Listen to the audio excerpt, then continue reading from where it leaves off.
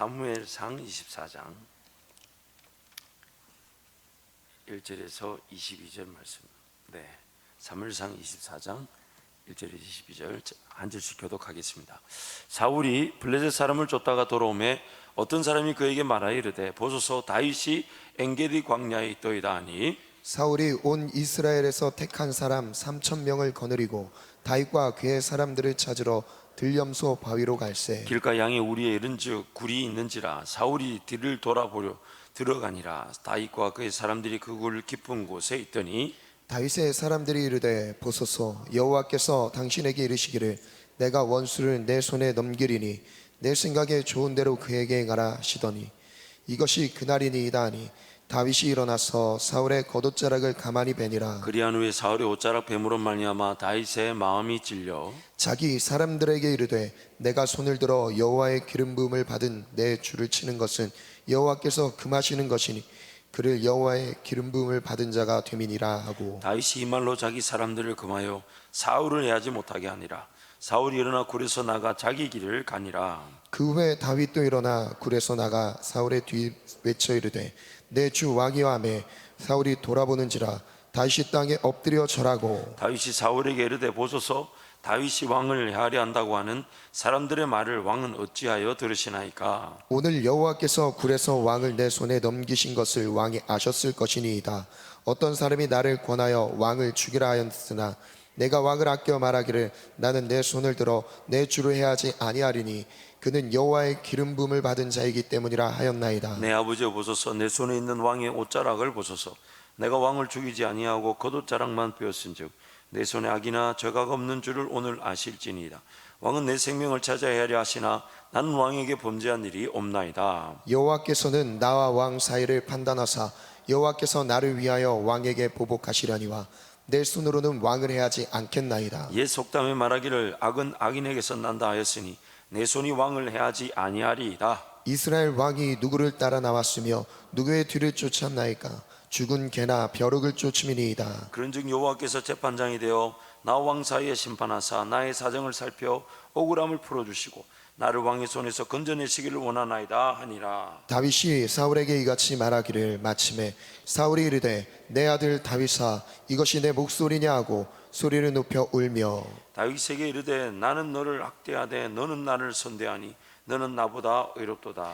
내가 나 선대한 것을 오늘 나타났나니 여호와께서 나를 내 손에 넘기셨으나 내가 나를 죽이지 아니하였도다. 사람이 그의 원수를 만나면 그를 평안히 가게 하겠느냐.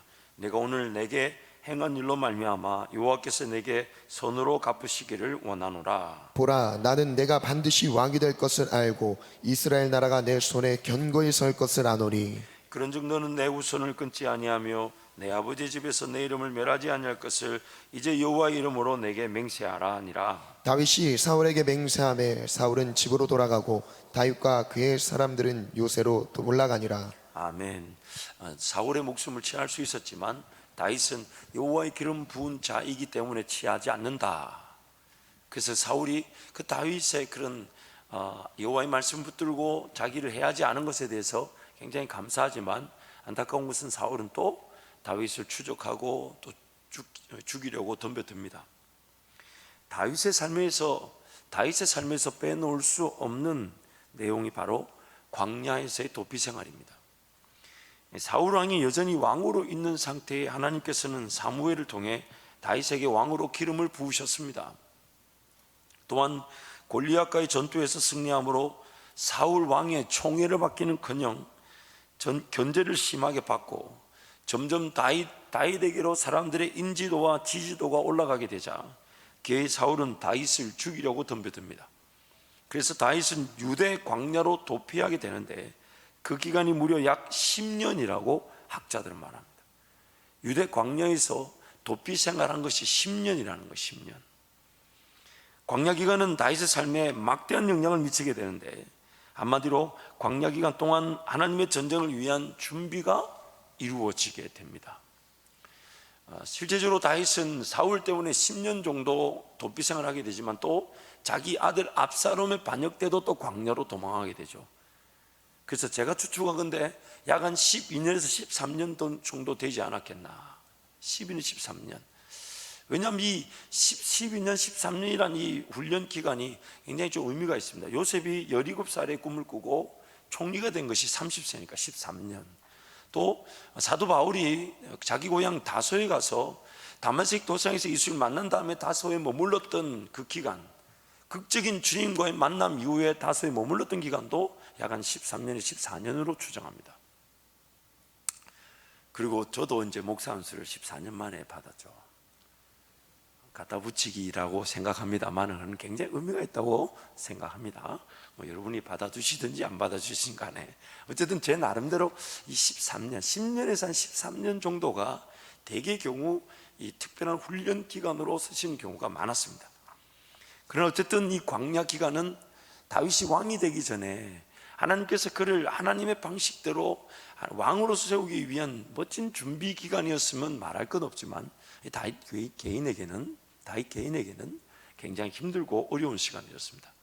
그러나 지금까지도 그 시편의 대부분의 기록들이 다윗이 유대 광야 기간 동안 기록한 내용들이 오늘 우리에게까지 전해진다는 것을 볼 때 하나님 말씀의 그 깊이가 그 광야 생활을 통해 깨달았다는 것은 어쩌면 우리에게도 그런 고통과 고난이 의미가 있지 않겠나. 물론 우리가 좋을 때 더 좋아야 되는 것이 하나님께 영광이 되겠고, 또 좋을 때 더 놀라운 은혜를 맛보는 것이 하나님 원래 원하시는 거지만, 타락한 우리는 좋을 때 더 좋은 길로 걸어가는 법을 모르더라고요. 그런 말이 있죠. 사람이 빈곤, 가난은 이겨내도 풍요는 이겨내지 못한다. 우리는 좋을 때 더 하나님을 사랑하고 더 하나님을 기뻐하고 더 하나님을 즐거워하기보다는 나태해지고 또 하나님을 점점 거리를 멀어질 위기가 늘 있습니다. 그래서 잠언 말씀에 그렇게 얘기하죠. 하나님 나로 하여금 가난하여 하나님의 영광 가리지 않게 하시고, 부하여서 하나님이 없다 하지 않도록 가난하지도 말게 하옵시고 부하지도 말게 하옵소서. 결국 우리는 그런 하나님을 멋지게 노래할 기회들로서 인생의 더 상승곡선을 그려가야만 하는데, 좀 평안하다, 안전하다 할 때는 그 하나님을 깊이 찬양하고 예배하고 감사할 줄 모르는 인생. 그렇다면 하나님 입장에서는 딜레마입니다.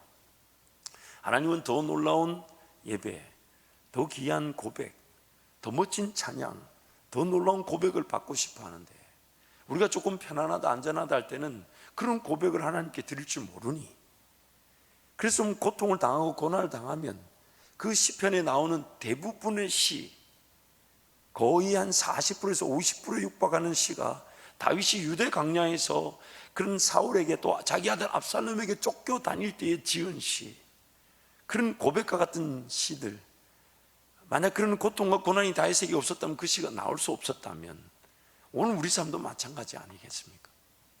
우리는 결코 망하지 않습니다. 반드시 하나님의 손에 붙들려 있어서 하나님의 은혜 가운데 그 모든 과정을 지나가게 될 것인데, 고통과 고난이 없어 하나님께 드려지는 나의 고백이 식어져 있고 나의 감사, 나의 찬양이 조금 이전 같지 않다면, 안전하고 평안하니까, 그러면 뭔가 고통과 고난을 좀 더 주시는 게 낫지 않을까. 그래서 시편 말씀은 그런 말씀이시죠. 주께서 나를 괴롭게 하심은 성실하심 때문이다. 주께서 나를 괴롭게 하심은 성실하심 때문이다. 그래서 삶을 뒤돌아볼 때 그때 하나님 나에게 그런 어려움을 주셨던 것이, 그 어려움이 오늘 이런 열매를 맺게 했지만 그 어려움이 아니었다면 나는 과연 하나님께 그렇게 매달렸을까? 그 어려움이 아니었다면 과연 하나님 앞에 울부짖으며 인내하며 하나님만 바라봤을까? 우리는 압니다. 아니었을 것입니다. 아니었을 것입니다. 사랑하는 성도 여러분, 지금 우리가 원치 않는 재앙을 이미 당했습니다. 피할 수 없는 재난을 당했습니다. 이거 과연 어디로 가고 있는지를 모르고 히브리서 2장 말씀처럼 휩쓸려 떠내려가고 있는데, 어디로 가는지 모르게 휩쓸려 가고 있습니다. 아무것도 할 수 있는 게 없고 또 해야 될 일도 없습니다. 심지어 우리 직장과 일터는 점점 일이 줄어드는 것 같고, 이대로 가면 어디로 가는지 몰라. 정말 내 인생 혹은 우리 가정, 일터, 우리 교회가 어떤 일을 직면하게 될지를 전혀 예측하지 못한 채 그냥 막 그러나 결국에는 그런 어려움과 아픔을 피할 수 있는 길로 가고 있다라는 그런 두려움을 우리는 피할 수 없는 길을 살아갑니다. 그렇기 때문에 이 낮아짐이 하나님을 더 적극적으로 의지하고 찾는 계기가 되어서 오히려 이 재난과 재앙이 내가 진정으로 하나님을 만날 수 있는 기회였고 하나님께 고백할 수 있는 은혜의 기회였다고 고백하는 우리 성도와 교회가 되시길 축복합니다. 첫 번째, 광야는 하나님의 훈련 장소입니다. 광야는 하나님의 훈련 장소입니다. 그래서 내용을 살펴보면 하나님의 백성들이 전쟁을 배우고 준비하는 장소입니다. 하나님의 백성들이 전쟁을 배우고 준비하는 장소입니다. 그래서 출애굽기 13장 17절부터 19절을 여러분 함께 선포하겠습니다. 바로가 백성을 보낸 후에 블레셋 사람의 땅의 길은 가까울지라도 하나님이 그들을 그 길로 인도하지 아니하셨으니 이는 하나님이 말씀하시기를 이 백성이 알게 되면 마음을 돌이켜 애굽으로 돌아갈까 하셨습니다. 그러므로 하나님이 홍해의 광야 길로 돌려 백성을 인도하심에 이스라엘 자손이 애굽 땅에서 대열을 지어 나올 때에 모세가 요셉의 유고를 가졌으니 이는 요셉이 이스라엘 자손으로 단단히 맹세하게 하여 이르기를 하나님이 반드시 너희를 찾아오시리니 너희는 내 유고를 여기서 가지고 나가라 하였음이더라. 블레셋 사람의 땅, 그 해변길이라고 그러죠. 그 해변길을 가게 되면 가나안 땅으로 훨씬 더 빨리 갈 수 있지만 그 블레셋 사람을 만나게 되면 전쟁을 치러야 되니까 하나님이 홍해의 광야길로 그들을 인도하셨다고 얘기합니다. 그러면 하나님이 그 백성들을 전쟁을 만날까봐 홍해의 광야길로 인도하신 것은 평생 그런 전쟁을 피하도록 인도하신다는 것일까요? 아니면 전쟁을 준비하고 대비하고 전쟁을 배우도록 인도하시는 걸까요? 하나님의 목적은 분명합니다. 하나님의 전쟁을 이해할 줄 알고 하나님의 전쟁 방식을 배우고 하나님의 전쟁이 하나님께 달려있음을 알아 하나님과의 관계에서 어떤 전쟁인지 하나님의 승리를 맛볼 줄 아는 자, 그것이 바로 하나님께서 지금 우리와 함께 동행하시는 동행의 내용입니다. 그리고 우리는 그 하나님의 전쟁, 결코 실패나 패배가 없는 하나님의 전쟁에 하나님을 믿고 의지함으로써 마치 끊임없이 침노하듯 덤벼들듯 그러나 무궁무진한 믿음의 세계, 하나님과 함께 동행하면서 끊임없이 차지하게 될 그 하나님의 나라, 하나님의 영광, 하나님의 은혜의 토양들, 또한 나로 인하여 수많은 영혼들이 하나님께로 돌아오게 될 그 역사들, 그 전쟁에 오늘 우리가 뛰어들기를 원하신다는 것이죠. 두 번째, 광야는 하나님만을 절대적으로 신뢰하는 법을 배우는 곳입니다. 광야는 하나님만을 절대적으로 신뢰하는 법을 배우는 곳입니다. 그래서 신명기 8장 11절 18절 말씀 우리 함께 선포합니다. 내가 오늘 내게 명하는 여호와의 명령과 법도와 규례를 지키지 아니하고 내 하나님 여호와를 잊어버리지 않도록 삼갈지어다. 내가 먹어서 배부르고 아름다운 집을 짓고 거주하게 되며 또 내 소와 양이 번성하며 내 은금이 증식되며 내 소유가 다 풍부하게 될 때에 내 마음이 교만하여 내 하나님 여호와를 잊어버릴까 염려하노라. 여호와는 너를 애굽 땅 종되었던 집에서 이끌어내시고 너를 인도하여 그 광대하고 위험한 광야 곧 불뱀과 전갈이 있고 물이 없는 간조한 땅을 지나게 하셨으며 또 너를 위하여 단단한 반석에서 물을 내셨으며 내 조상들도 알지 못하던 만나를 광야에서 내게 먹이셨나니 이는 다 너를 낮추시며 너를 시험하사 마침내 내게 복을 주려 하심이었느니라. 그러나 내가 마음에 이르기를 내 능력과 내 손의 힘으로 내가 이 재물을 얻었다 말할 것이라. 내 하나님 여호와를 기억하라. 그가 내게 재물 얻을 능력을 주셨음이라. 이같이 하심은 내 조상들에게 맹세하신 언약을 오늘과 같이 이루려 하심이니라. 아멘. 이 광야 여정을 통해 아무것도 없는 땅에서 하나님 우리를 먹이시고 입히시고 또한 발이 부르트지 않게 하시고 의복이 헤어지지 않게 하신다. 그래서 하나님과 함께 동행할 때에 그 하나님의 동행의 그 관점에서 하나님은 이 광야 생활이 삶의 기본적 자세가 되기를 원하시는 겁니다. 인생의 어느 순간에 어떤 삶을 살든지 간에 그 삶의 주관자는 하나님이시며 동시에 우리가 반드시 잊지 말아야 될 것은 하나님과 함께 동행하며 살아갈 때 그 광야적 삶의 문화와 습관을 지켜낼 줄 알아야 된다는 거예요. 그래서 그 광야 삶의 문화와 습관을 지켜냈던 가장 대표적인 사람을 세례 요한이라고 소개하면서 그가 광야에 살 때 낙대 터럭과 메뚜기와 석전을 먹고 살았다는 겁니다. 그러면서 그 세례 요한을 말하기를 그가 예수 그리스도의 오시는 길을 준비하는 자였다. 그래서 하나님은 우리에게 그렇게 요구하시는 겁니다. 어딜 가든지 하늘 문이 열려져 있으며 반석에 물이 날 것이며 또한 동풍을 통해 먹여주실 것이고 고기를 먹게 하실 것인데 그거 이상의 것을 바라지 말라는 겁니다. 그래서 오늘 우리 삶에 주어지는 어떤 것이든 간에 광야적 삶의 그 기준, 어딜 가든지 하나님 날 먹여주신다. 그러나 어딜 가든지 광야적 삶의 그 기준을 넘어서 나를 꾸미거나 나를 위하여 쓰지 않는 겁니다. 어딜 가든지 하나님은 나를 먹여주시지만 동시에 어딜 가든지 그 광야적 삶의 자세를 잊지 말라는 거예요. 그것이면 충분하니까. 그것이면 충분하니까. 그래서 지난 제가 어제 이 정오기도 때 그 물질관에 대해서 나누면서 한 문장으로 여러분께 한번 제안을 했었습니다. 지혜롭게 저축하고 정직하게 투자하고 그 다음에 정오기도에 들으시기를 축복합니다. 지혜롭게 저축하고 정직하게 투자하고 마지막에 제일 중요하다고 했어요. 자신에겐 인색하라. 자신에겐 인색하라. 제 짧은 인생이고 또한 사역 기간이 그리 길지 않지만은 약 한 25년 가까이 사역을 하면서 하나님 앞에 그 물질로 깨끗하고 정직한 정직이답게 쓰임을 받는 분들, 그 물질관을 제가 살펴본 바 공통분모가 이것이었습니다. 자신에게는 굉장히 인색했어요. 그러면서 그분들 정말 그분들이 자기네들끼리 입을 맞추지 않았을 텐데 제가 한 5번, 한 6번한테 그 얘기를 똑같은 얘기를 들었어요. 뭐라고 하냐면 목사님 이거 얼마인 줄 아세요?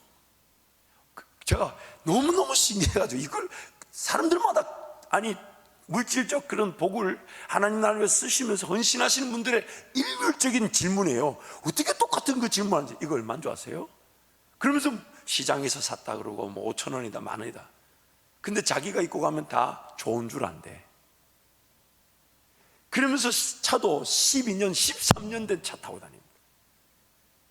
물론 이제 캘리포니아 LA이기 때문에 좀 더 그런 것이 가능합니다. 거기는 뭐 비가 거의 오지 않고 날씨가 좋다 보니까 차가 사고만 나지 않으면 20년씩도 타는 거예요. 근데 일률적인 특징이 뭐냐면 자신에게는 인색합니다. 자기 자녀들에게는 굉장히 인색합니다. 함부로 누리게 하지 않습니다. 그러면서 극적인 순간에 기다렸다는 듯이 항상 목사님 그거 제가 하겠습니다. 그 광고에서 지워주십시오. 제가 하겠습니다. 그 선교지 제가 섬기겠습니다. 그 일을 제가 하겠습니다. 항상 그런 고백들 정말 그럴 때마다 부끄러워요. 야, 자기한테는 저렇게 인색하면서 하나님 나라를 위해서는 언제든지 기회만 되면 쓰임 받고 싶어가지고 그래서 그러시더라고요. 목사님 제가 사실은 10년 정도 모아놓은 돈이 있는데 이거 하라고 하나님 하시는 모양입니다. 막 전율이에요. 10년을 모았대요. 언제 어떻게 쓰일지 몰라. 그때 그 선교 기금으로 자기가 꾸준하게 모은 10년을 모았는데 그 건물 짓는 일에 선교하는 일에 제가 이거 쓰면 좋겠습니다. 너무 좋습니다. 너무 기분이 좋습니다. 덩달아 막 소개하는 저까지도 행복해요. 또 저만 행복한 것 같아요. 여러분 마스크를 쓰고 계셔서 행복한 게 잘 안 보이는데 여러분도 행복하죠? 그게 인생 아니겠습니까? 그게 인생 아니겠어요? 하나님이 광야 훈련을 통해 우리에게 가르치고 싶은 것은 동전의 양면과 같은 뗄 수 없는 내용. 어딜 가든지 하나님이 먹이시고 입히시고 마시우게 하고 발이 부르트거나 어이어지지 않게 하시는데 동시에 그 광야적 삶의 자세, 일용할 양식을 주시는 하나님, 분에 넘치지도 않도록 그리고 모자라지도 않도록 채워주시는 하나님, 그 하나님 앞에 정직하게 살아가는 거예요. 그래서 제가 제안했죠.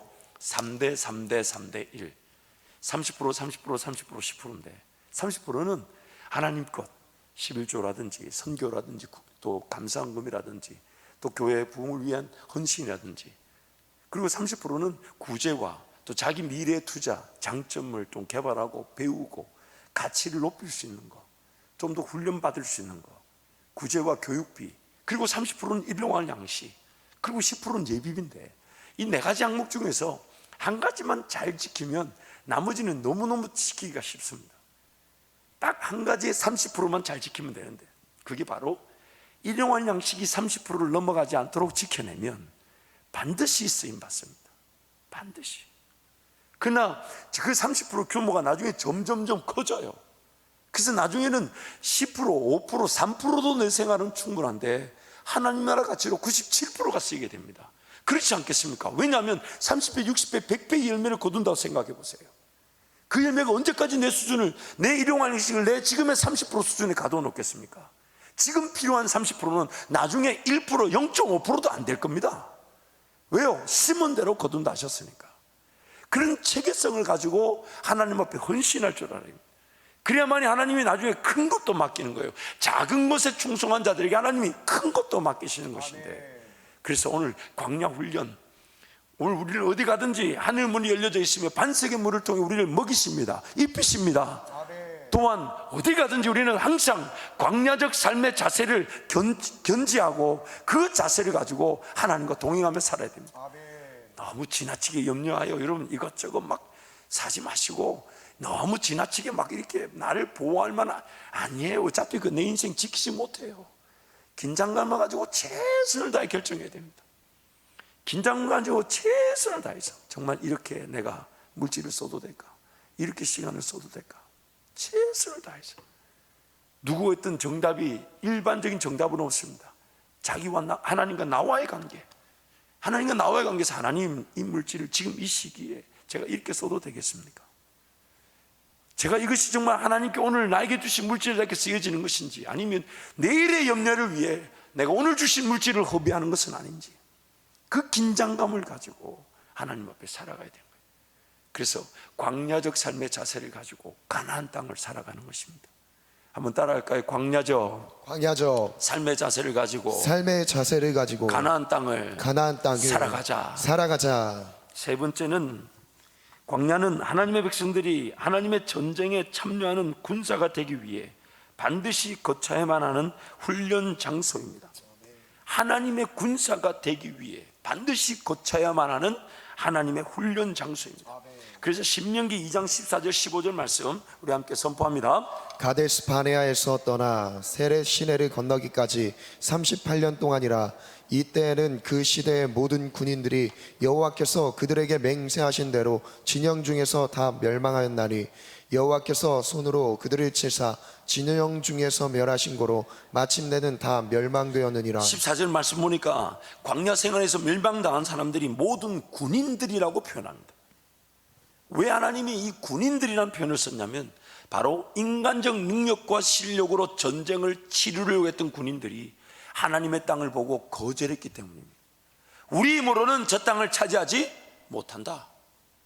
결국 광야 40년 동안 하나님의 심판으로 멸절당했던 사람들은 하나님을 온전히 의지하지 못하고 자신의 인간적 실력과 능력으로 하나님의 땅을 평가하고, 자신이 좀 싸울 만하다는 자기 싸움의 기준에 따라 하나님의 땅, 약속의 땅을 평가함으로써 그 땅을 들어가지 못했습니다.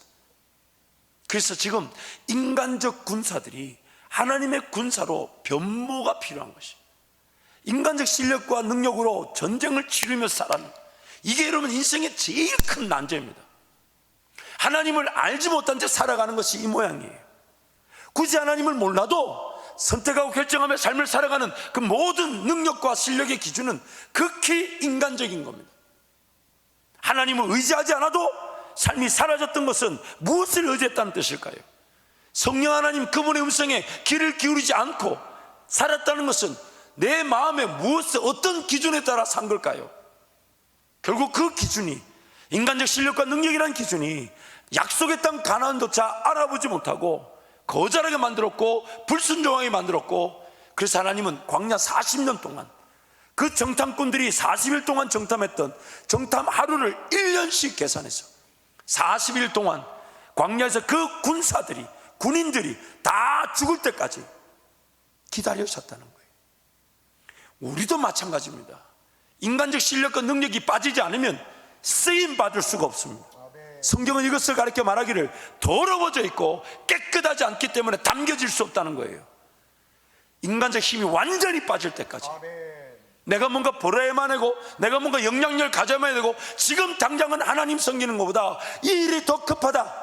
나중에 그 일 이후에 쓰임받지 못합니다.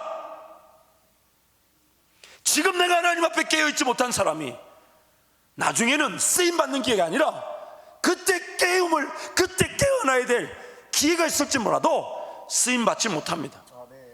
지금 나와 하나님과의 관계가 서지 않는 사람이 나중에 내 인생이 편해지고 나면 하나님 앞에 쓰임받는 것은 인생 평생의 속임수입니다.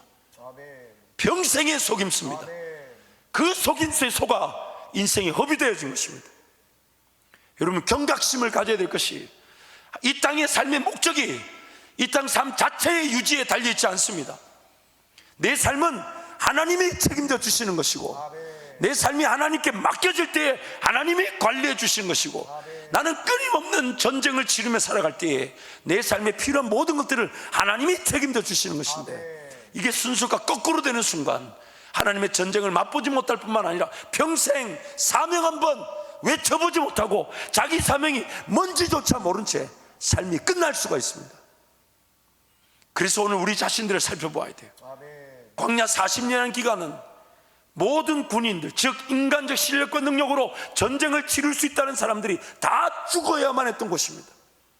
그래서 오늘 예수를 따르는 자들에게 요구하셨던 것은 날마다 자기를 부인하고 자기 십자가 지는 거라고 주님이 말씀하셨어요.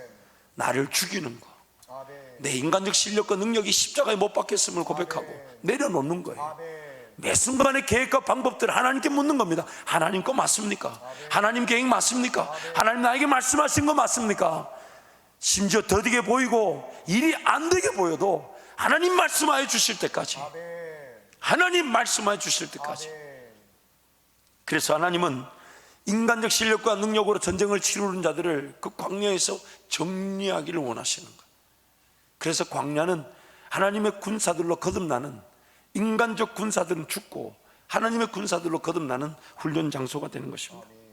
그래서 그 광야 훈련을 통과한 자들, 대표적인 인물들만 한번 다뤄보겠습니다.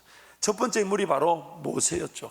광야 훈련을 통과한 자들, 광야 훈련을 통과한 자들 첫 번째 인물이 모세였습니다. 사도행전 7장 20절 33절 한 절씩 교독하겠습니다. 그때 모세가 났는데 하나님 보시기에 아름다운지라 그의 아버지의 집에서 석 달 동안 길리더니 버려진 후에 바로의 딸이 그를 데려다가 자기 아들로 기르매 모세가 애굽 사람의 모든 지혜를 배워 그의 말과 하는 일들이 능하더라. 나이가 40이 되매 그 형제 이스라엘 자손을 돌볼 생각이 나더니 한 사람이 원통한 일 당함을 보고 보호하여 압제받는 자를 위하여 원수를 갚아 애굽 사람을 쳐 죽이니라. 그는 그의 형제들이 하나님께서 자기의 손을 통하여 구원해 주시는 것을 깨달으리라고 생각하였으나 그들이 깨닫지 못하였더라. 이튿날 이스라엘 사람끼리 싸울 때 모세가 와서 화해시키려 하여 이르되 너희는 형제인데 어찌 서로 해치느냐 하니 그 동물을 해치는 사람이 모세를 밀어뜨려 이르되 누가 너를 관리와 재판장으로 우리 위에 세웠느냐. 네가 이제는 어제는 애굽 사람을 죽인 것 같이 또 나를 죽이려느냐 하니 모세가 이 말 때문에 도주하여 미디안 땅에서 나그네 되어 거기서 아들 둘을 낳으니라. 40년이 참에 천사가 시내산 광야 떨기나무 가시나무 떨기 불꽃 가운데서 그에게 보이거늘 모세가 그 광경을 보고 놀랍게 여겨 알아보려고 가까이 가니 주의 소리가 있어 나는 내 조상의 하나님 즉 아브라함과 이삭과 야곱의 하나님이라 하신데 모세가 무서워 감히 바라보지 못하더라. 주께서 이르시되 내 발에 신을 벗으라 내가 서 있는 곳은 거룩한 땅이니라. 모세가 광야 훈련을 통과한 그 내용은 살펴보면 자신의 힘과 능력으로 감당하고자 한 사명의 실패로 광야 훈련을 거쳤습니다. 방금 우리가 읽었던 내용대로 모세는 애굽의 왕자로 자랐다 할지라도 그는 이스라엘 민족 중 한 사람이라는 걸 알고 있었습니다. 또한 하나님이 자기를 통해 이스라엘 백성들을 구원하여 줄 것이라는 사명조차 알았지만 무엇이 문제였냐면 자기 인간적 실력과 능력에 따라 그것을 실현하고자 했다는 것이죠. 인간적 능력과 실력으로 사명을 감당하고 했던 일이 실패를 경험하게 되고 광야로 가게 된 것입니다. 하나님께서 일하실 수 있다라는 기대조차 사라진 상태, 이 모세의 광야 훈련 내용입니다. 하나님께서 일하실 수 있다라는 기대조차 사라진 상태, 인간적 실력과 능력이 완전히 소진되고 삶의 희망조차 사라진 상태.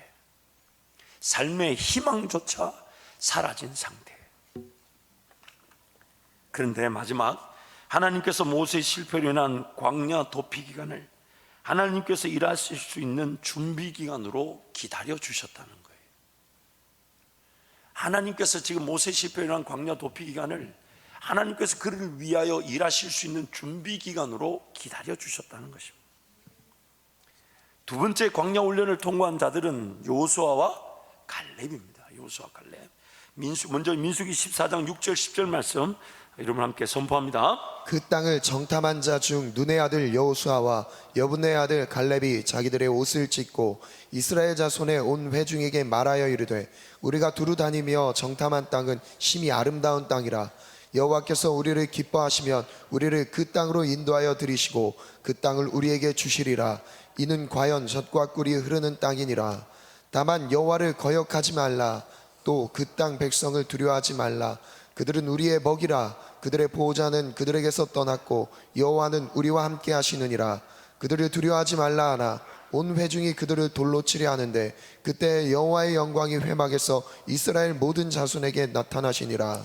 약속의 땅 가나안, 그 정탐했던 여호수아 갈렙은 그 땅을 하나님의 약속의 땅으로 보고 그 땅에 들어가기를 사모했었습니다.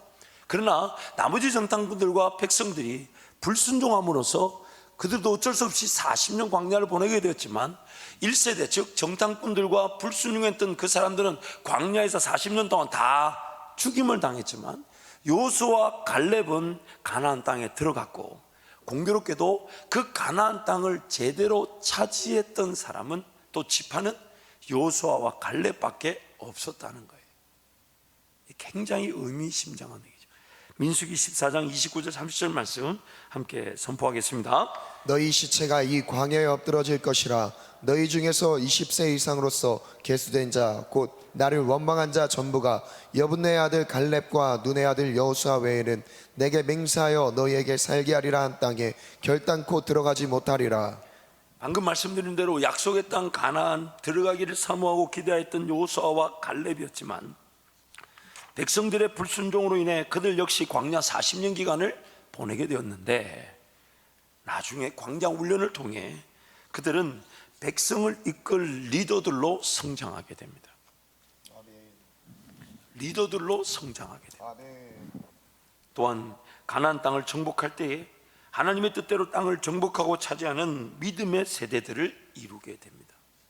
대표적인 기사가 갈렙과 그의 딸 악사와 사이 온니엘, 그리고 사이 온니엘은 사사기 시대 때 제1대 사사로 하나님의 은혜를 드러내는 구원자로 쓰임 받았죠.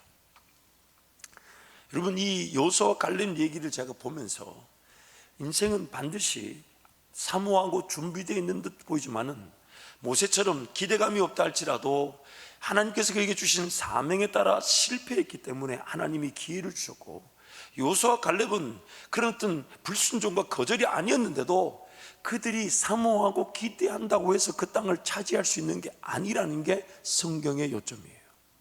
그래서 여호수아와 갈렙도 훈련 기간을 40년을 보내게 된 것입니다. 이 광야 훈련이 없는 인생만큼 불행한 인생이 없습니다. 구약에 했던 내용들을 오늘 우리에 좀 적용하기 위해서 어떤 예표가 되는 그림을 하나 소개하자면, 제가 자주 여러분께 소개하는 것인데, 그게 뭐냐면 모세든 여호수아든 갈렙이든 세례를, 물 세례를 2번을 받았다는 거예요. 여호수아 갈렙이 세례를 2번 받았죠. 첫 번째 세례가 출애굽할 때의 홍해 세례고, 두 번째가 무슨 세례입니까? 가나안 땅 들어갈 때 요단강 세례. 그 사이에 지금 광야 40년 훈련이 들어가 있는 거예요. 근데 모세도 세례를 2번 받았어요. 첫 번째 세례는 우리가 잘 아는 대로 그가 어디서부터 건짐을 받았습니까? 태어나자마자 물에서부터 건짐을 받았잖아요. 또한 그가 2번째 세례는 홍해였는데 그 물, 처음에 자기가 태어날 때 건짐을 받았던 물과 2번째 홍해 물 사이에 광야 40년 기간이 들어가 있습니다. 그래서 신학자들은 이것을 처음에 예수를 믿고 난 다음에 그런 세례와 또한 그가 인격적으로 하나님을 만나는 성령 세례 간의 간극의 차이라고 주장하는 사람도 있습니다. 저도 그 부분에 동의합니다. 물론 그 시간이 꼭 구약적 40년이라는 기간, 40년 시간은 일적으로 적용될 수 없겠지만 사람마다 그 시간 내용이 다 다릅니다. 만남이 다르고 또 시간이 길이가 다르고, 어떤 사람은 굉장히 짧게 보낸 것 같고 어떤 사람은 굉장히 길게 보냈는데, 제일 짧게 보내신 분이 누구냐면 예수님이죠. 며칠을 보내셨어요? 40일을 보내셨죠. 왜냐하면 하루를 1년 단위로 계산했으니까 예수님은 1년 단위가 며칠 단위가 되면 하루 단위가 되는, 참 성경이 재밌는 얘기를 하죠. 믿지 못한 자들에게 하루는 1년 단위로 바뀌지만 믿는 자들에게 1년이 하루로 바뀌잖아요. 그래서 주께는 하루가 1000년 같고 1000년이 하루 같다고, 그분께는 그 시간 개념이 없다는 거거든요. 그러나 결국 필요한 것은 뭐냐면 반드시 그 성령 충만의 세례. 성령 충만, 하나님과 나와의 인격적 관계. 이것은 성장의 측면에서 보면 우리가 거듭났다는 그 의미가 바로 딱 들어맞는 얘기입니다. 우리가 거듭났는데 즉 아기로 태어났다는 얘기죠. 그러면 그 아이는 부모를 알까요? 모를까요? 부모를 알까요? 모를까요? 몰라요. 부모 몰라요. 그냥 울면 젖물려 주고, 울면 기저귀 갈아주고, 울면 이렇게 보살펴 주는데, 그 상태 조금씩 자라다 보면 이제 뭐부터 배우기 시작하면 엄마, 아빠 이런 것도 배우기 시작하죠. 이 신앙은 그런 성장 단계가 있다는 것이죠. 그러나 그 성장 단계가 사람마다 그 길이는 천차만별입니다. 그 성숙과 성장의 기회가 모든 사람에게 있는데, 어떤 사람은 평생에 걸쳐야 되고 어떤 사람은 좀 더 일찍 짧게 하나님을 깊이 만나는 경우도 있습니다. 그것은 하나님의 고려사항이며 하나님의 주권 안에서 해석에 따라, 하나님의 해석에 따라 주어지는 은혜지, 우리가 그것을 이럴 때 일률적으로 말할 수는 없어요. 그러나 중요한 것은 왜 우리가 물세례를 강조하냐면, 그 물세례 자체가 구원을 받고 안 받고의 차이가 아닙니다. 이스라엘 백성들이 홍해를 건너기 전에도 그들은 하나님의 백성들이었어요. 그래서 하나님이 물세례를 요구하신 것은 그들이 물 아래 죽었다가 다시 거듭났다는 것을 그들 입으로 고백하게 만드시는 거예요. 그래서 세례는 우리가 하나님께 대한 간구입니다. 양심의 고백의 간구. 즉, 하나님, 저에게 제가 알지 못했던 그 사랑, 예수 그리스도의 사랑을 알게 하시고 죄인임을 깨닫게 하시고 예수님을 믿게 하신 거. 그래서 이제는 자발적으로 저도 이제 주님이 명하시는 그 길을 따라가기를 원합니다 라고 발을 내딛는 첫 번째 고백이 세례가 되는 것입니다. 세례입니다. 그래서 그 사람의 그 세례가 하나님께는 귀한 고백이 되는 거예요. 대외적인 공포가 되기도 합니다. 나는 이제 예수 그리스도를 말미암아 거듭나 하나님과 함께 동행하는 자녀로 살기를 원합니다. 그것은 모든 신앙 공동체, 한 몸을 이루는 교회 공동체의 고백이기도 하지만 영적 대적 세력들에게도 대한 공포가 되는 것입니다. 나는 이제 자발적으로 내가 마음과 정성과 뜻과 힘과 목숨을 다해 주님을 따라갈 것이다. 그게 바로 내가 그 세례에 동의가 되어 세례를 받고자 하는 내용이 되는 것이죠. 그러나 그 세례를 받았다 해서 성경이 말하는 그 모든 성숙과 성장을 경험하는 게 아닌데, 이제부터 더 깊은 동행이 시작되어지는 것입니다. 그래서 그 깊은 동행의 내용이 무엇이냐면 성령 하나님의 손에 완전히 붙들려고 성령 하나님의 은혜에 사로잡혀 보는 겁니다. 그것이 가시적인 임재든 혹은 비가시적인 임재든 간에, 가시적 임재를 통해 비가시적 임재의 자리로 들어갈 수도 있고, 비가시적 임재에서 말씀과 기도만을 사모했는데 가시적인 신유나 예언이나 방언 같은 그런 병고침 같은 역사들이 나타날 수도 있습니다만은, 중요한 것은 비가시적이든 가시적인 간에 목적은 내 내면의 변화입니다. 내 내면의 변화, 인격적인 주님과의 관계, 동행, 하나님을 알아가고 그분과의 관계를 맺으면서 그분을 사랑하게 되면서 그분께 기꺼이 내 삶을 자발적으로 내어줄 줄 아는 것. 그 자발적으로 내어준다는 그 의미 안에 더 이상의 종교 생활은 존재하지 않습니다. 예배해야 된다, 기도해야 된다, 말씀, 물론 부담은 있겠지만, 그러나 그 예배와 말씀과 기도가 즐거움이 되고 행복이 되는 것이지 어쩔 수 없이 하는 일이 되지 않아요. 어쩔 수 없이 하는 그 일은 반드시 식상해지고 더 이상 못하게 되는 순간이 오게 됩니다. 하나님을 모르기 때문이에요. 하나님을 모르요. 그러나 하나님을 모르는 어린아이와 같은 수준에 있을 수 있다는 거예요. 우리가 그 수준에 머물 수가 있다는 거예요. 그래서 젖만 먹지 말고 단단한 식물을 먹는 장성한 자가 되라고 성경이 우리에게 권면하는 것입니다. 단단한 식물을 먹을 줄 아는 자, 히브리서 6장 말씀에 그리스도도의 초보를 벗어버리고 기본적인 단계를 벗어버리고 완전한 대로 나아갈지니라.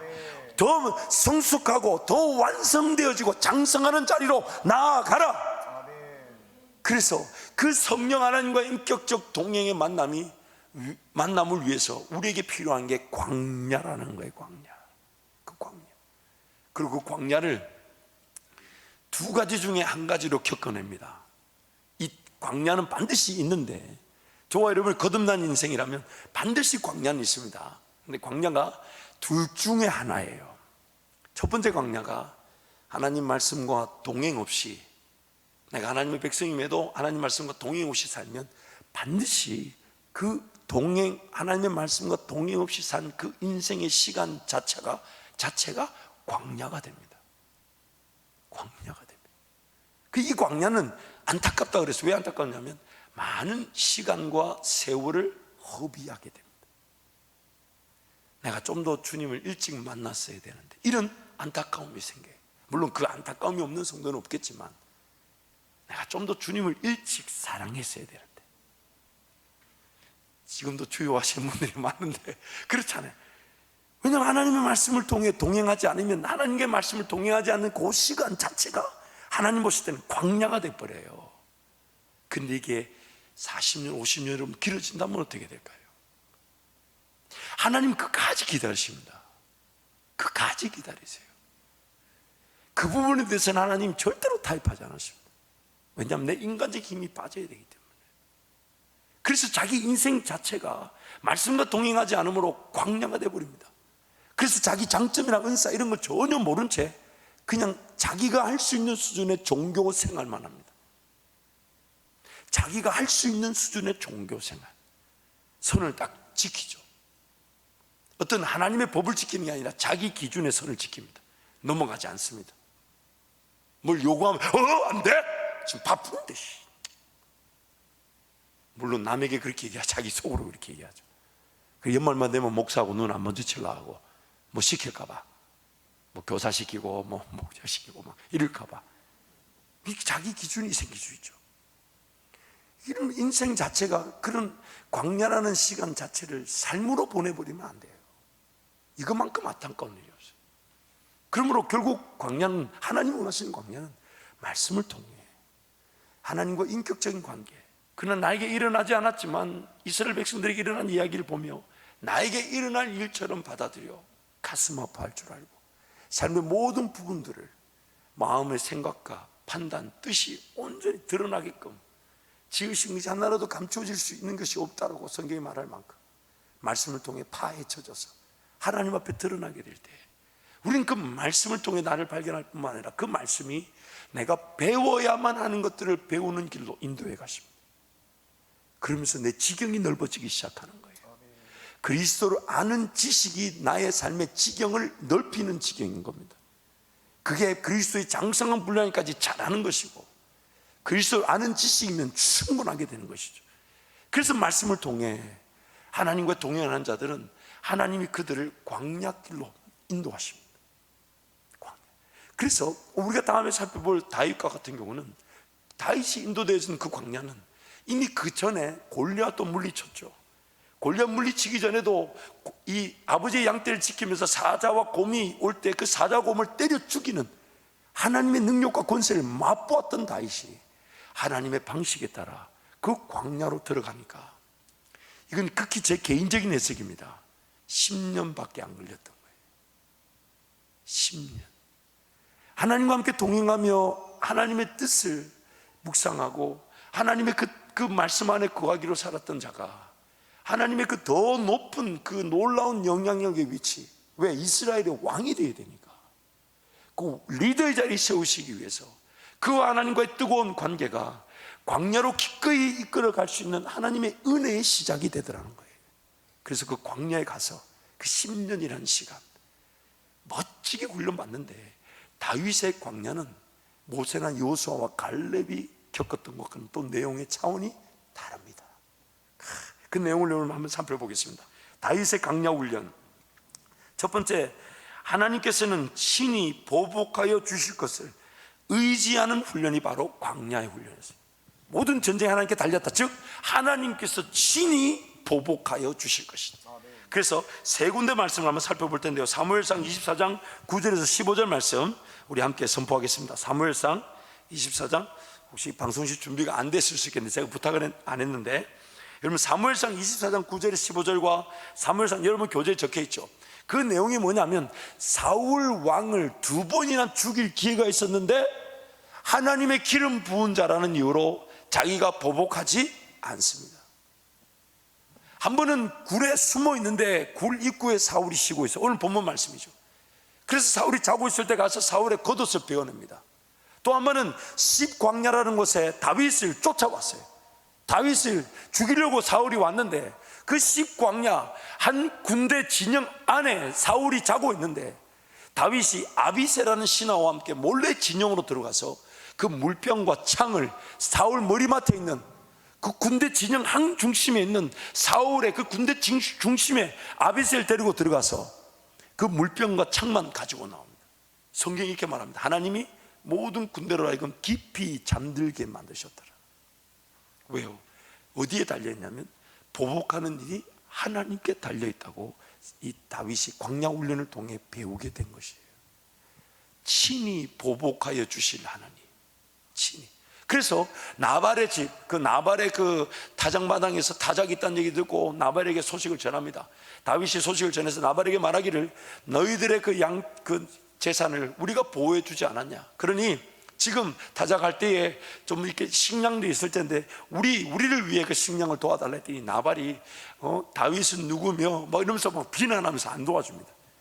그 말 듣고 다윗이 화가 나서 그 군대를 약 600명 되는 군사를 끌고 그 나발을 치러 가는데 나발의 아내 아비가일이 그 소식을 전해 듣고 부랴부랴 큰 음식을 준비해 가지고 다윗을 맞으러 가서 음식을 주면서 그 나발로 인하여 그 분노를 부시라고, 그러면서 지금 다윗이 광야 훈련 동안 겪었던 그 내용이 이 사무엘상 25장 26절에서 아비갈의 입을 통해 다시 말합니다. 다윗으로 하여금 친히 보복하시는 하나님이 맛보게 하지 않으셨습니까? 왜 친히 보복하려고 하십니까? 그 얘기에 다윗이 화를 내려놓고 그 음식을 받죠. 그리고 아비가이 돌아와서 자기 남편 나발에게 이런 일이 있었다 하니까 나발이 그 자리에서 죽게 됩니다. 하나님이 죽이셨다고 성경이 말하죠. 보복하시는 일이 하나님께 있다는 것을 다윗이 배우게 됩니다. 그래서 나중에 다윗이 왕으로 세워져도 남아있는 그 사울의 가족들에 대한 모든 처리 과정이 자기는 거기에 손을 대지 않습니다. 하나님이 친히 정리해 주십니다. 친히. 전쟁이 하나님께 달렸다는 것은 다름 아닌 보복하시고 그것을 대적하실 분이 내가 아니라 하나님이시라는 거예요. 하나님. 이게 여러분 굉장히 중요합니다. 우리가 가만히 있어라 할 때 그 가만히 있단 말이 그거예요. 보복이. 그래서 우리는 무조건 용서해야 되고, 물론 모를 수 있죠. 몰랐던 것은 몰랐다 하고, 그러나 무조건 용서해 줘야 되고 무조건 안아줘야 되는 이유가 뭐냐면 보복은 하나님이 하시는 것이 내가 하는 게 아니에요. 두 번째, 다윗의 강력 훈련은 하나님의 백성들은 반드시 하나님의 땅에서 인내하며 훈련을 통해 감당할 길로만 인도하시는 하나님을 의지하는 훈련, 이게 바로 다윗의 광야 훈련입니다. 그래서 그것을 제가 이렇게 표현해 봤어요. 준비된 고난과 목적이 있는 고난. 이 사무엘상 22장 5절 말씀에 가보면 선지자 갓이 다윗에게 이렇게 말합니다. 유대 땅으로 들어가라. 왜냐하면 다윗이 어디 있냐면 모압이라는 곳에 자기 아버지와 그 가족들을 데리고 머물 때였습니다. 왜냐하면 사울왕이 하도 찔러 죽이니까. 그러나 다윗은 반드시 고통과 고난을 당할지라도 하나님이 약속하신 그 지경 안에서 인내해야 된다는 것이에요. 왜냐하면 하나님은 능히 감당하지 못할 환경이 없기 때문에 반드시 그 자리에 인내. 그리고 다윗이 실제적으로 몸을 피할 만한 곳은 아무 데도 없습니다. 블레셋으로 도망갑니다. 얼마나 답답하면. 그러나 그 블레셋 아기스 왕과 신하들 앞에 침 흘리며 미친 척하면서 나옵니다. 왜요? 자기가 급해서 도망갔지만 그 백성들이 자기를 어떻게 보냐면 저는 우리 골리앗 장수를 죽인 다윗 아니냐. 그 순간 딱 보니까 너무 긴급해서 블레셋에서 도망갔는데 딱 보니까 내가 이게 잘못 왔구나. 어디든 받아줄 데가 없어요. 하나님의 품 안에서 인내하는 것 외에는 내가 이길 방법이 없고 나를 이기게 할 자가 아무도 없습니다. 세 번째는 다윗이 세울 나라를 위한 협력자들이 함께 세워지는 훈련입니다. 사무엘상 22장 1절 2절 말씀 보면 그 백성들이 약 400여 명이 상처 입은 자, 억눌린 자, 갇힌 자, 힘든 자, 소외된 자, 약한 자, 사울왕 치세에서 고통당한 자, 핍박당한 자, 이런 사람들이 쫙 400여 명이 모였고 나중에는 600여 명 정도 모였는데, 나중에 다윗의 나라를 세울 때 그때 그 광야 기간 동안 모여들어 함께 고난을 받고 사울을 피해 다녔던 그들이 다윗 왕 치세의 나라를 세우는 공신들이 되게 돼요. 협력자들이 되게 돼요. 우리가 잘 아는 대로 사람의 관계는 이 어려움과 아픔 또 그런 힘든 시기를 같이 보내지 않으면 관계가 정상적인 관계가 될 수가 없어요. 무슨 말이냐면, 좋은 것만 알고 있으면 막상 고난이 닥치면 그 관계는 순식간에 와야 돼요. 그러나 어려움도 알고 힘든 거 알고 또 그 고통과 고난을 같이 겪었던 그 공동체는 단단해집니다. 어려움과 아픔이 생길 때 더 결속하게 되고, 이렇게 말하죠. 우리 옛날에도 그랬잖아. 그러면서 같이 기도하고 이겨내게 되죠. 그것이 중요한 거예요. 그것이. 그래서 여러분, 교회는 항상 하나님께서 새로운 헌신의 기회들을 계속 주기를 원하십니다. 왜냐하면 그 헌신의 기회들을 통해 같이 희생하고 같이 수고하다 보면 그것이 공동체를 더 연결고리를 든든하게 하는 거예요. 물론 그것이 소극적으로는 서로 떡을 떼고 나누며 기도하며 교제하는 것에서 시작하겠지만, 그러나 떡을 떼고 나누고 사랑을 하는 그 모든 것들은 결국 하나님께서 더 든든하고 단단해져 갈 그 관계의 자리를 위한 준비가 되는 겁니다. 사랑을 왜 하냐? 더 하나가 되어 함께 걸어갈 길을 위한 것이지, 그것이 바로 결국 더 관계를 더 뭉쳐들게 합니다. 그래서 목회자들 사이에 그런 말이 있어요. 목사가 설교 잘하는 것은 3년밖에 안 간다. 그러나 성도들과 사랑하며 인격적인 것은 30년 간다. 가장 대표적인 게 우리 원로 목사님이시죠. 여러분, 원로 목사님과 한 30년씩 오신 성도들은 우리 목사님 여기서, 죄송합니다, 이런 뭐 그럴 일 없지만 콩으로 팥으로 매주를 쓴다 해도 다들 아멘 하십니다. 일단 아멘하고 봅니다. 그게 되든 안 되든 간 아멘하고 봅니다. 그게 뭐냐면 인격적 관계죠. 그 어려움과 아픔들, 힘들었던 시간들, 또 교회에 있던 그런 헌신과 희생이기에 함께 허리띠 졸라매고 헌신했던 때. 그래서 이제부터 저와 여러분도 마찬가지예요. 제 기도 제목이, 하나님, 우리 모두가 함께 헌신할 수 있는 멋진 기회를 주십시오. 함께 희생할 수 있는 그 동의가 되는 희생의 기회를 주십시오. 그래서 우리가 서로 아껴 쓰자, 나눠 쓰자, 조금만 우리끼리 전략하자, 그렇게 말할 수밖에 없는 그런 기회들. 왜냐하면 그것이 교회를 세우는 든든한 반석이 됩니다. 그래서 사도 바울은 그렇게 말합니다. 그리스도의 남은 고난, 즉 교회를 위하여 그리스도의 남은 고난을 내 몸에 채우노라. 내 몸에 채우노라. 그 헌신과 희생이 없이는 교회라는 토양이 든든해질 수가 없는 것입니다.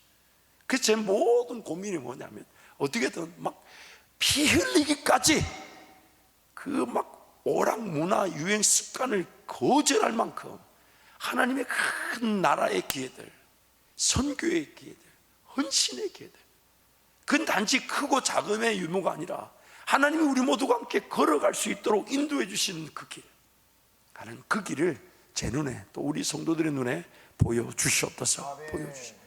왜냐하면 그것을 통해 우리가 함께 예배를 했던 이 예배가 한층 더 성장하게 되어 있습니다.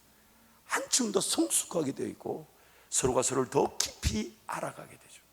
나중에는 뗄래야 뗄 수 없는 관계로 묶여지게 됩니다. 그러나 이 뗄래야 뗄 수 있는 관계가 되지 않으면 늘 무리 가운데서 이탈이 있어요. 무리 가운데 이탈이 있어요. 그리고 항상 무리 가운데 이탈해 있는 그 양 한 마리가 적수들의 공격 대상이 되어버리고 맙니다. 마치 나무에 붙어 있어야 될 가지인데 떨어져 있는 가지는 그 영양분이 금방 소진되어 말라 비틀어 죽게 되는 것인데, 그래서 그 연결고리, 함께 서로 사랑을 나누고 하나가 되어, 그래서 언제든지 우리는 더 희생하고 헌신할 기회를 항상 살펴봐야 돼요. 그것이 바로 오늘 우리 교회 공동체를 더 든든하게 세우는 분명한 원리가 되기 때문입니다. 네 번째는 적군과 아군을 파악할 수 있는 훈련이 됩니다. 적군과 아군을 파악할 수 있는 훈련. 여러분도 잘 아시는 교회에 있어서 제가 그 교회를 익명으로 소개하자면 그 목사님이 저한테 그러시더라고요. 엄청난 어려움을 겪으면서 제가 물었어요. 목사님 정말 대단하십니다. 이거 어떻게, 저 같으면 이 자리 정말 못 지켜내고 뛰쳐나갔을 텐데 목사님 어떻게 견디셨어요? 그러면서 막 얘기하면서 제가 물었어요. 근데 목사님 그 어려움이 분명 뭔가 깨달음이나 또 배운 게 있을 텐데요. 그랬더니 목사님 그러시더라고요. 교회가 어려워지니까 적군과 아군이 나뉘어지더라. 다 아군인 줄 알았는데 적군이고, 말 안 하고 가만히 있어 몰랐는데 아군이고, 다 이게 구분이 되더라. 지금 이 제사장 그 아히멜렉에게 이제 이 다윗이 찾아가죠. 사울이 죽이려고 하니까 급하게 찾아가서, 그래서 제사장이 먹을 수 있는 그 진설병을 이 다윗과 그 함께한 이들이 먹게 되죠. 그러면서 그 제사장에게 묻습니다. 여기 혹시 칼이 있냐? 내가 급하게 나오느라 칼이 없다 했더니 마침 이렇게 얘기합니다. 다윗이 골리앗을 죽였을 때 골리앗의 칼이 여기에 쌓여 있다. 그래서 그 칼을 들고 가는데 옆에 서 있던 그 도액이라는 에돔 사람이 그 장면을 보고 있었어요. 그래서 나중에 사울 왕 앞에 그 일을 보고 할 때 도액이 나서서 하는 말이, 저 제사장이 다윗에게 하나님의 뜻도 물어주고 먹을 것도 주고 칼도 주도이다 이러면서 조건짓을 하죠. 그리고 그 도액이 정말 두려운 줄 모르고, 자기는 에돔 사람이니까 또 사울의 목자장이다라고 말합니다. 그 에돔 사람 도액이 그 제사장을 죽이게 됩니다.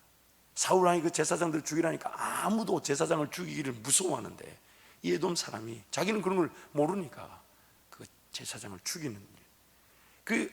이 다윗이 그런 광야 기간 동안 그 철저하게 적군과 아군이 다 드러나게 됩니다. 물론 그 적군들을 다윗은 상대하지 않습니다. 심지어 돌을 던지고 침을 뱉어도 내버려 둬라 하면서, 하나님이 나에게 지금 이 길을 걷게 하셨는데 그에게 책임을 묻지 말라 그러시면서 친히 보복하지 않습니다. 직접 보복하지 않지만 그 적군과 아군이 확 드러나게 됩니다.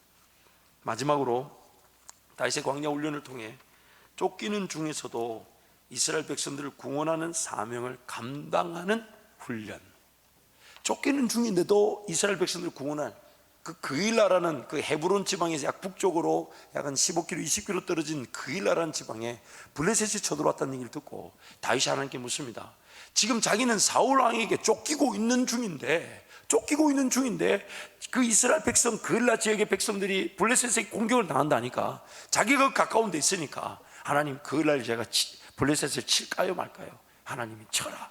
그래서 그 그일라에 쳐들어온 블레셋을 무찔러내고 그일라를 구원해내죠. 사울에게 지금 자기도 쫓기고 있는 중인데 그 하나님의 뜻에 따라 쓰임을 받는 모습들, 참 멋있는 훈련 장소입니다. 멋있는 훈련 장소. 마지막으로 그래서 광야 훈련을 통하여 하나님의 전쟁을 모르는 자들은 전쟁을 이해할 수 있게 됩니다. 광야 훈련을 통하여 하나님의 전쟁을 모르는 자들은 전쟁을 이해할 수 있게 됩니다. 두 번째, 하나님의 전쟁을 하나님의 방식과 능력으로 치르는 것임을 깨닫게 됩니다. 하나님의 전쟁을 하나님의 방식과 능력으로 치르는 것임을 깨닫게 됩니다. 세 번째, 하나님의 전쟁은 전적으로 하나님만을 의지하고 신뢰하는 것임을 배우게 됩니다. 하나님의 전쟁은 전적으로 하나님만을 의지하고 신뢰하는 것임을 배우게 됩니다. 광야 훈련. 그러므로 사랑하는 성도 여러분, 오늘 우리에게 하나님께서 도전하시는 것은 제가 간단하게 요약하면 이런 것입니다. 자발적으로 광야 훈련에 들어가시겠어요? 아니면 어쩔 수 없이 광야 훈련을 거치시겠습니까? 말씀과 기도의 자리에서 내 삶을 발견하여 하나님 은혜를 구하시겠습니까? 아니면 삶이라는 시간이 광야 훈련 기간이 되시겠습니까? 내 삶에 주어진 물질과 시간을 구별하여 하나님이 원하시는 일에 광야적 삶의 자세를 가지고 헌신하시겠습니까? 아니면 다 쓰고 난 다음에, 허비하고 난 다음에 그제서야 광야 훈련을 겪었다고 말하시겠어요? 하나님은 오늘 우리에게 이 모든 기사들을 알려주심으로 우리가 사모해야 될 것이 무엇인지를 알게 하시는 거예요. 삶이 하나님 말씀 듣지 않았다는 그 하나만으로 삶 자체가 광야 기간이 되어버립니다. 그리고 그 광야 기간이 얼마나 길지 아무도 예측하지 못합니다. 엄청난 아픔과 어려움을 당하지 않으면 기어이 돌아오지 않는 수준에까지 갈 수도 있습니다. 그러나 날마다 하나님 말씀을 묵상하고 말씀 붙들고 기도하며 예배함이 삶의 목적인 줄 알아.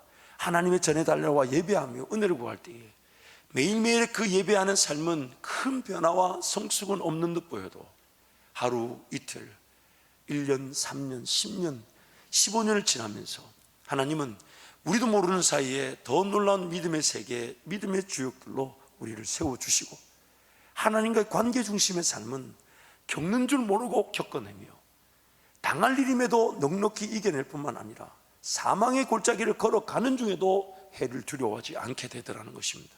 그러면서 기어이 하나님 그분을 더 높여드리고 더 놀라운 영광의 길을 위해 쓰임받고자 기꺼이 하나님 앞에 은혜를 구하는 인생이 된다는 것입니다.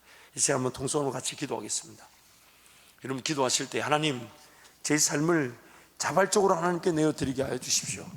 내어드릴 수 있는 것이 은혜인데 내가 내 삶의 주인인 양 붙들고 살지 않도록 도와주시고 하나님을 하나님답게 섬기며 기에 내 삶이 광야 훈련이 되지 않고 말씀을 통하여 내 광야 훈련의 기간이 거쳐질 수 있도록 하나님 저에게 은혜를 베풀어 달라고 주님 저와 함께 기도합니다. 주여 주여